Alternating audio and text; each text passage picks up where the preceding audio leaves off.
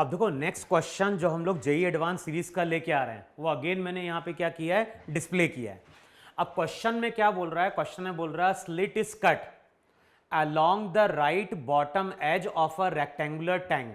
The slit is closed by a wooden wedge of mass m and apex angle theta as shown in figure. The vertical plane surface of the wedge is in contact with the right vertical wall of the tank. Coefficient of static friction between this surface in contact is mu. To what maximum height can water be filled in the tank without any leakage through the slit? The width of the tank is b and the density of water is rho. तो question में क्या बोल रहा है, question में बोल रहा है कि हमारे पास एक कंटेनर है,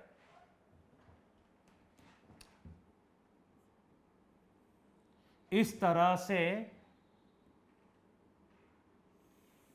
यहां पे एक कंटेनर है, कंटेनर में यहां कहीं हमने एक ओपनिंग क्रिएट करी है और इस ओपनिंग को भरने के लिए हमने वहां पे क्या किया है, एक वुडन ब्लॉक को लाके प्लेस किया है। तो इस तरह से इसको भरने के लिए यहां पे हमने इस तरह से एक वुडन ब्लॉक को लाके प्लेस किया है।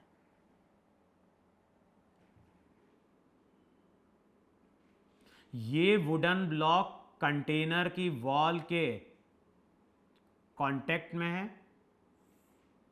तो इस तरह से यहां पे एक वुडन ब्लॉक है, ट्रायंगुलर वुडन ब्लॉक, जिसको हमने यहां पे लाके प्लेस किया है। और ध्यान रखना है इसकी जो विड्थ रहेगी, टैंक की विड्थ यहां पे b है, तो ध्यान रखना है ये जो विड्थ रहेगी, ये विड्थ भी वहां पे क्या रहेगी, b ही रहेगी वहां पे। अच्छा, अब क्वेश्चन में क्या बोल रहा है, क्वेश्चन में आगे बोल रहा है कि इन दोनों के बीच का सरफेस रफ है, coefficient of friction mu, block का मास कितना, m। अब बोल रहा है कितनी मैक्सिमम हाइट तक हम वाटर को लाके फिल कर सकते हैं। तो मान लो वाटर को हम फिल कर सकते हैं कितनी हाइट तक, h हाइट तक। तो h मेरी मैक्सिमम हाइट है। अच्छा, अब ये बताओ जैसे जैसे हम वाटर को लाके फिल करेंगे तो वाटर यहां पे क्या करेगा, वाटर यहां पे अप्लाई कर रहा होगा प्रेशर। अच्छा, अब ध्यान रखना जब भी हम प्रेशर देखते हैं तो प्रेशर किसी पॉइंट पे एटमॉस्फेयर के कारण ही बनता है, लिक्विड के कारण ही बनता है। लेकिन यहां पे क्या होगा, यहां पे भी एटमॉस्फेरिक प्रेशर होगा। और क्वेश्चन में ऐसा नहीं बोल रहा है कि एयर नहीं है, इस साइड भी जो गैप होगा थोड़ा बहुत, वहां पे क्या होगा, P0 एटमॉस्फेरिक प्रेशर रहेगा। तो होगा क्या, एटमॉस्फेरिक प्रेशर के कारण जो फोर्स रहेगा, एटमॉस्फेरिक प्रेशर के कारण जो फोर्स रहेगा वो बेसिकली वहां पे कैंसिल आउट हो जाएगा।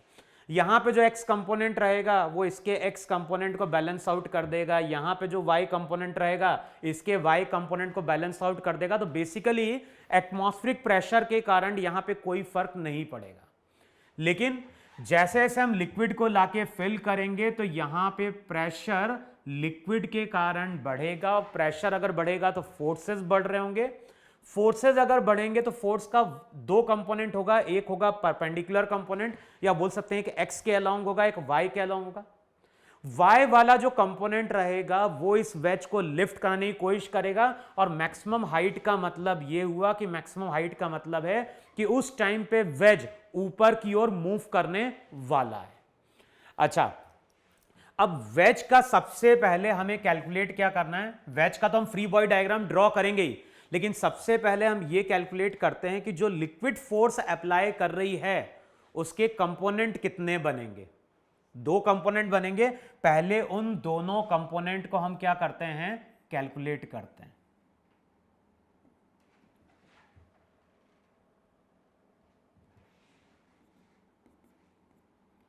अब बताओ कैलकुलेट कैसे करें। तो यहां पे चेक करोगे ये एंगल कितना दिया है, ये एंगल दिया है थीटा, देखो है कि नहीं है, ये एंगल थीटा है और मान लो किसी टाइम पे हम यहां पे कितना नीचे आ गए, हम नीचे यहां पे आ गए x, और x डिस्टेंस पे हमने dx थिकनेस का एक एलिमेंट लिया है। तो हम x डिस्टेंस पे dx थिकनेस का एक एलिमेंट ले रहे हैं। अब बताओ यहां पे अगर x होगा तो ये हाइट कितनी होगी, क्योंकि जब भी हम प्रेशर कैलकुलेट करने जाते हैं हमें केवल किससे मतलब होता है, मतलब होता है वहां पे y से। अब चेक करो, ये एंगल अगर थीटा है तो ये एंगल भी वहां पे थीटा होगा कि नहीं होगा। तो रिजल्ट अगर तुम यूज करने जाओगे तो पहला रिजल्ट क्या यूज करोगे, वहां पे cos थीटा किसके बराबर, cos थीटा हो गया y बाय एक्स के बराबर। तो जो भी x रहेगा या जो भी y रहेगा, y की वैल्यू x cos थीटा हो जाएगी नहीं हो जाएगी। चेक करो इतना है कि नहीं वहां पे। यहां पे अगर हम x मूव कर गए, ये डिस्टेंस y है, ये एंगल थीटा, ये एंगल थीटा, तो ये एंगल थीटा, तो वहां पे हो जाएगा x cos थीटा। अब बताओ इस पॉइंट पे पहले हम कैलकुलेट करेंगे प्रेशर। तो प्रेशर की वैल्यू क्या आएगी, जो भी प्रेशर आएगा वो लिक्विड के कारण हो जाएगा rho L into G into H, तो ये हो जाएगा वहां पे x cos थीटा। बताओ यही प्रेशर है कि नहीं। अब इस प्रेशर के कारण यहां पे फोर्स बनेगा dF, और ध्यान ना फोर्स जो रहेगा, फोर्स इस तरह से इस पे परपेंडिकुलर बन रहा होगा।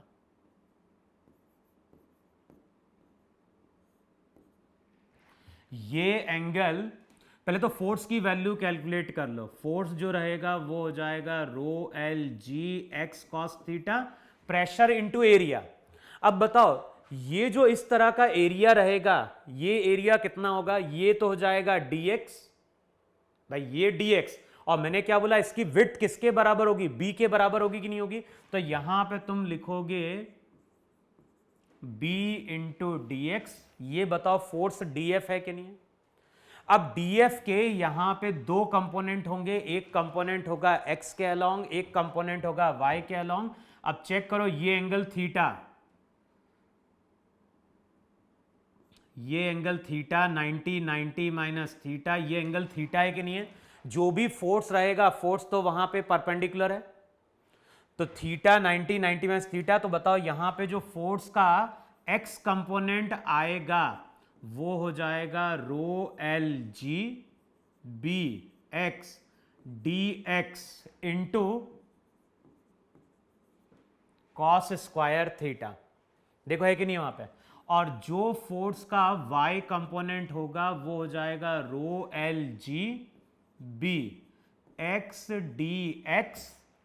अब बताओ एक कंपोनेंट अगर cos थीटा होगा तो एक कंपोनेंट हो जाएगा वहां पे cos थीटा sin थीटा। देखो इतना है कि नहीं है। तो एक यहां पे फोर्स का x कंपोनेंट होगा, दूसरा वहां पे फोर्स का क्या होगा, y कंपोनेंट होगा। अच्छा अब x को हमें कहां से कहां तक इंटीग्रेट करना है, हमें तो टोटल फोर्स का x कंपोनेंट चाहिए, टोटल फोर्स का y कंपोनेंट चाहिए। तो इसको जो हम इंटीग्रेट करेंगे, तो चेक करो कहां से कहां तक तुम इंटीग्रेट करोगे। भाई x y की फाइनल वैल्यू क्या होगी, y की फाइनल वैल्यू वहां पे h होगी कि नहीं होगी। तो x की जो वैल्यू रहेगी वो चेक करो 0 से लेके h बाय कॉस थीटा तक जाएगी। देखो है कि नहीं है भाई। फाइनली यहां पे कुछ x की वैल्यू आ जाएगी x1, तो x1 की वैल्यू क्या हो जाएगी h बाय कॉस थीटा। तो अब सबसे पहले तो चेक करो फोर्स का x कंपोनेंट क्या होगा। तो फोर्स का x कंपोनेंट कैलकुलेट करोगे तो रिजल्ट हो जाएगा rho L G B cos square theta, x का हो गया x स्क्वायर बाय 2। देखो है कि नहीं है। और कहां से कहां जाना है, 0 से लेके h बाय कॉस थीटा। तो अगले स्टेप में जो फोर्स का x कंपोनेंट होगा,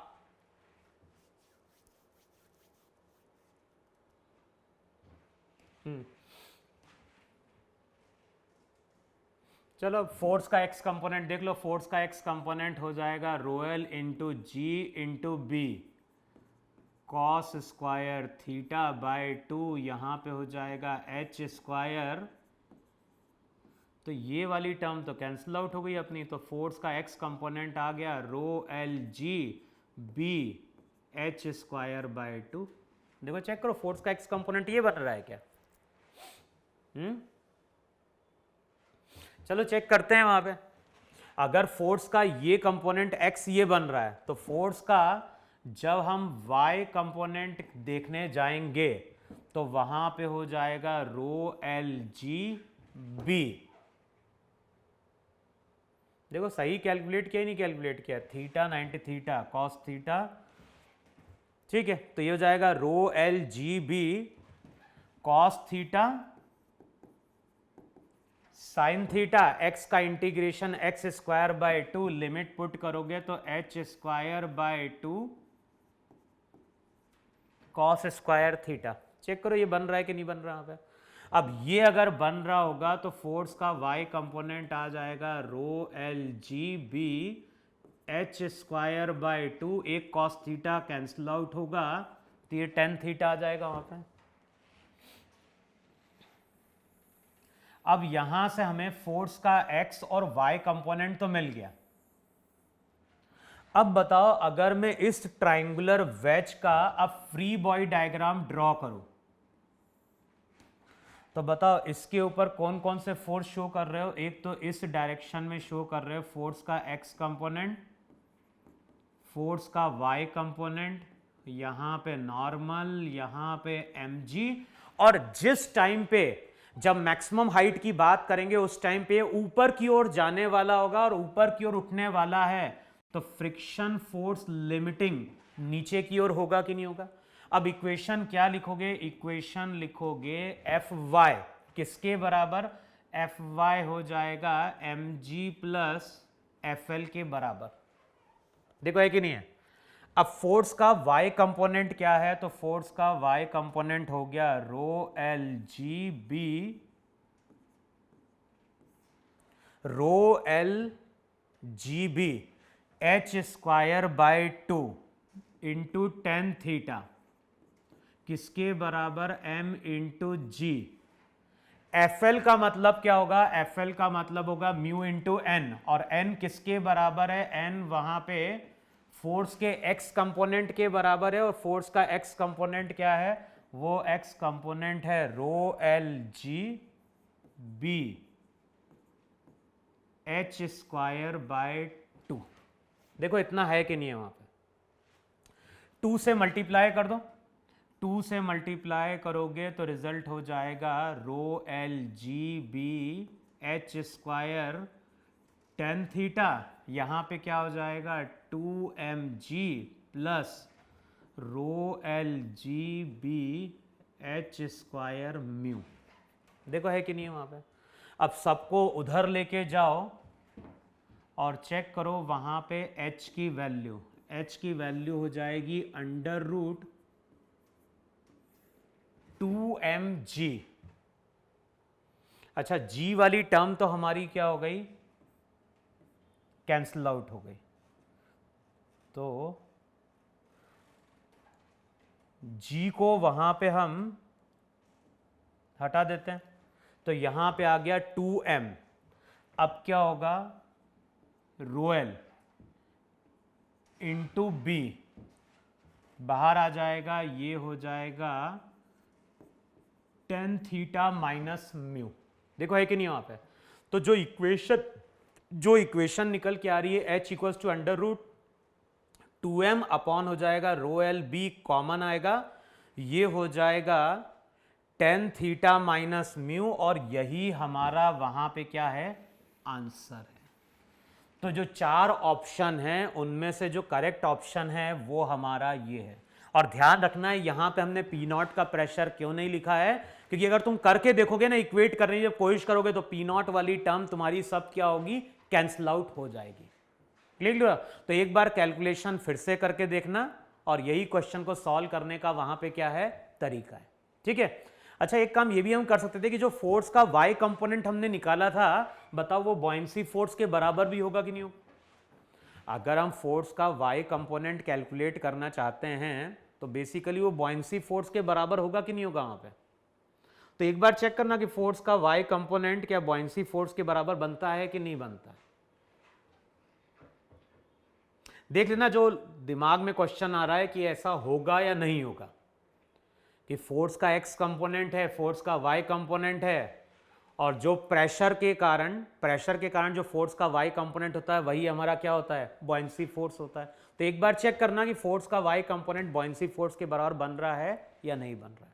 ठीक है, तो इतना वहां पे करके देख लो, और इस क्वेश्चन की तुम लोग फिर से प्रैक्टिस करके देखो वहां पे। ठीक है, तो नोट डाउन कर लो इसको।